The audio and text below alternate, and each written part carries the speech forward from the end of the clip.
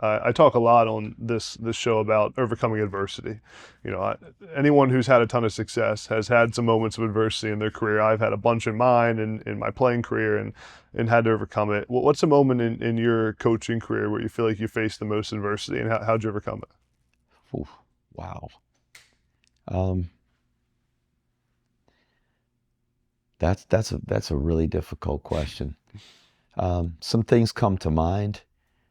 Uh, you know, being on a staff that got let go. Hmm. I was a coach at the University of Buffalo, 1992 to 1994. Our staff got let go, and I desperately wanted to be a college football coach, and Hmm. you know, that was my first full-time job, and I tried really hard to get another full-time coaching job in college, and I, I, I didn't get one. I didn't Yeah. have any job offers.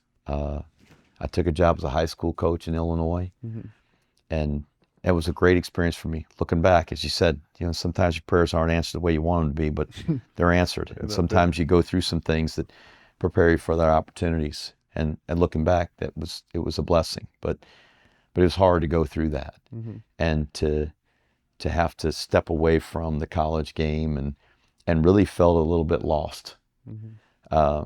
That was a difficult time. Um,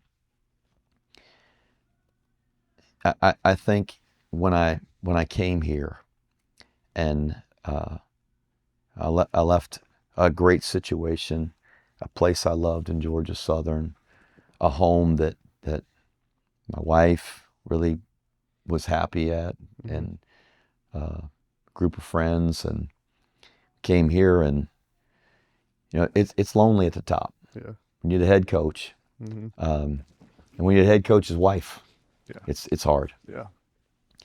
And we went 4-8, and then we went 2-10, Hmm. and uh,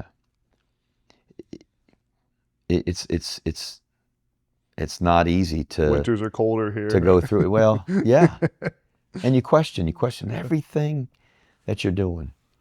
The decision to come here, the the things we're doing from a program standpoint, and to go through that, it's challenging.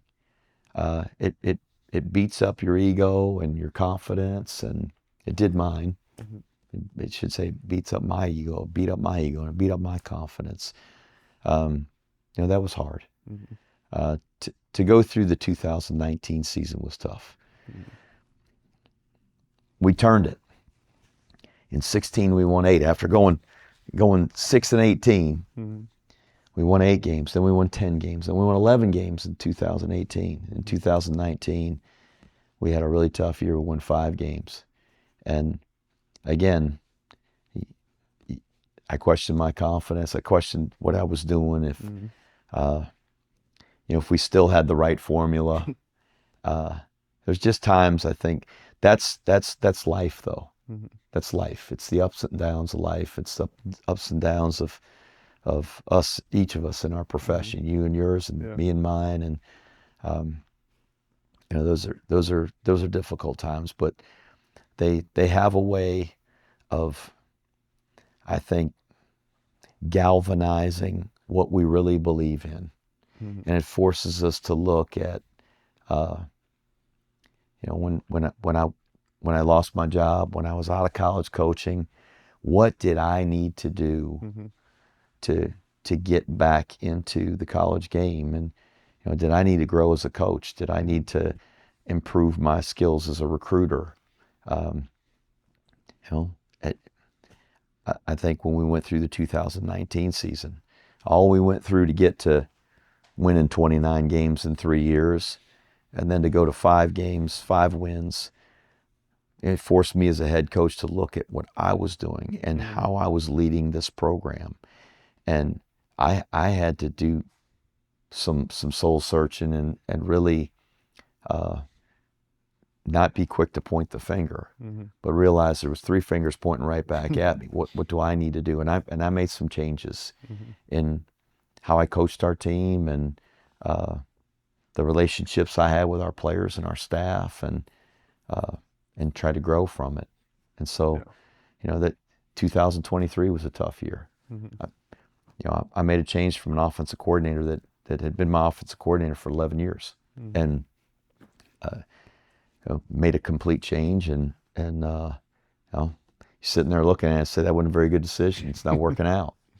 And so there's a lot of things that I think we all go through in our lives that force us to really evaluate who we are and how we're going about our business. And but I think that each one of those times helps us to grow. We don't want to lose. I don't want to lose. People say you learn a better lesson from losing than you do from winning. I think they can stick it. I think you can learn hard lessons when you win too. Yeah. But sometimes being knocked to your knees really, it really humbles a human being, and it certainly has me and helped me to grow. Well, you won a lot of games last year, We did. which is the good news. Except we lost the only one that we got to win. Yep. And so that in itself, you talk about going through a hard time. That's going through a hard time. It is. It is hard. And they had a really good football team, and they beat us fair and square. And credit to them. They had a good team, and they're going to have another good team. It's going to be a challenge to beat them this year. But that game means so much to us. Yeah. And so much to me, and so much to our players. It's hard to lose that game. So it's like 2 seasons. Yeah, that is a season all in itself. And that's my fault. We didn't handle it very well. I didn't handle it very well. Playing for a championship, winning a championship, and turning around and playing in the biggest game of the year. And I got to do a better job of that. It's a tough stretch, though. It is, but it's not an excuse. Yeah, it's there's a reason, and I have control over those reasons, and so really evaluating how we handle that and the approach to that game. A lot of lessons learned. So hopefully those will help us the next time. I got a few rapid fire questions to end. What's the best advice you've ever received? Read the Bible. That's good. That's good. What's your favorite game you've coached? Football in general. I love them all. That's a good one. Who's a coach you admire the most? My father. If you could tell every freshman at West Point one thing, what would it be? Serve the team first. And it's not going to be easy, right? If someone watched your team for 4 quarters, what would you want them to say about how your team plays? Tough as nails. And last one for you, Coach. When your career's over, what do you want your players to say about you? That I love them.